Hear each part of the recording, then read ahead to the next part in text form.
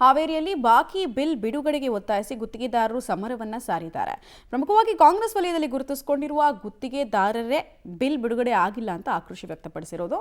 ಕಾಮಗಾರಿ ಮಾಡಿ ಹಲವು ತಿಂಗಳಾದರೂ ಬಿಲ್ ಇನ್ನೂ ರಿಲೀಸ್ ಆಗಿಲ್ಲ, ಅಂದರೆ ಹಣ ಬಂದಿಲ್ಲ ಅಂತ ಗ್ರಾಮೀಣ ಕುಡಿಯುವ ನೀರು ಮತ್ತು ನೈರ್ಮಲ್ಯ ಇಲಾಖೆ ಕಚೇರಿಯಲ್ಲಿ ದೊಡ್ಡ ಗಲಾಟೆನೇ ಮಾಡಿದ್ರು.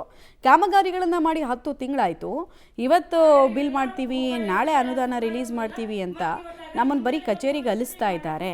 ಬಡ್ಡಿಗೆ ಹಣ ತಂದು ಕಾಮಗಾರಿ ಮಾಡಿಸಿದ್ದೀವಿ, ನಿಮಗೆ ತಿಂಗಳ ಸ್ಯಾಲ್ರಿ ಇದೆ, ನಾವು ಜೀವನ ಮಾಡೋದು ಹೆಂಗಪ್ಪ ಅಂತ ಆಕ್ರೋಶ ವ್ಯಕ್ತಪಡಿಸಿದ್ರು. ನಾಳೆ ಮುಂಜಾನೆ ಈಗ ಸಂಜೆಲೆ ಅಂದ್ರೆ ಮೊನ್ನೆ ಒಂದು ಮೀಟಿಂಗ್ ಮಾಡಿದ್ರು ಅವ್ರು. ಇನ್ನು 8 ದಿನ ಹೇಳಿದ್ರು. ಫಸ್ಟ್ ಹಾವೇರಿ ಮಾಡ್ತಾರೆ, ಆಮೇಲೆ ಇನ್ನು ಉಳಿದ ತಾಲೂಕಿನ ಅಂದ್ರೆ ಈಗ ಹಾವೇರಿ ಇಲ್ಲ, ಹುಬ್ಬಳ್ಳಿ ಇಲ್ಲ, ಸುಡ್ಗಾಡೋದು ಇಲ್ಲ. ಮತ್ತೆ ಇವತ್ತು ಆಗಲಿ ಮುಂಜಾನೆಯಿಂದ ಫೋನ್ ಹಚ್ಚಿದ್ರೆ ಈಗ ಮಾಡಕ್ ಕುಂತೇವೆ ಅಂದ್ರೆ ಇಪ್ಪಟ್ಟೆ 15 ದಿವಸ ಅಂತ ಹೇಳಕ್ ಕುಂತಾರ.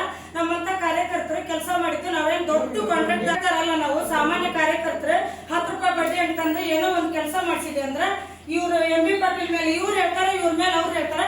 ಇನ್ನು 15 ದಿವಸ ಅಂದ್ರೆ ನಾವು ಇಲ್ಲಿ ಬರೀ ಅಡ್ಡಾಡಿದ ಕೂಲಿಯಾಗಿಲ್ಲ ನಮ್ದು.